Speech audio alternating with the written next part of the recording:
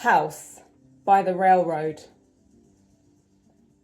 The roof, though erect, is sombre.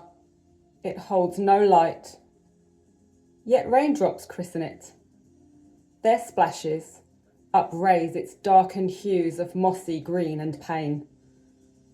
The sliding windows beat and bruise a bucket of blue, and rectangular shadows print patterns onto a creaking porch.